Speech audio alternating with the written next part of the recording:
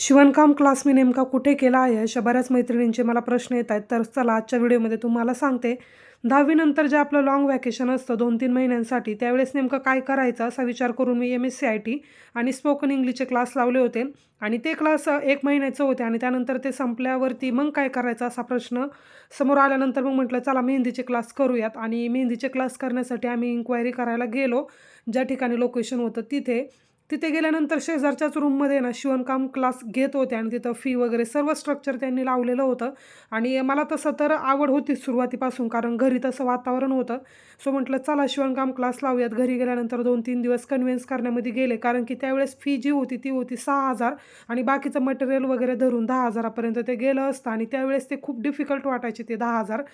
तसं तर मग घरून घ्यायचं म्हटलं की घरच्यांचं असं होतं की शिवणकाम क्लास कुठे करते, क्लासमध्ये पण इतकी हुशार आहे, नेहमीच टॉपरच्या लिस्टमध्ये असते, तर नको करू.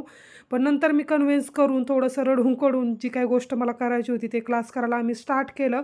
जवळ मला वाटतंय 1 ते दीड महिना आम्ही क्लास केला असेल. त्यानंतर मग 11वीचे ॲडमिशन स्टार्ट झाले आणि त्यानंतर मग काही मी कंटिन्यू केलं. कॉलेज स्टार्ट झाल्यामुळे क्लास डिस्कंटिन्यू झाला आणि त्यानंतर मग कॉलर, हॉल्टरनेक असे बरेच ब्लाऊजचे प्रकार शिकायचे राहिले होते. म्हटलं नंतर करूयात, पण नंतर परत कधी आलाच नाही. आणि त्यानंतर उरलेला जो काही सिलेबस होता तो मी असंच यूट्यूबवरती पाहून किंवा नवीन काही प्रकार आला तर तिथून पाहून शिकले. बाय द वे मी शिवणकामचा क्लास केला होता शिरूरमध्ये.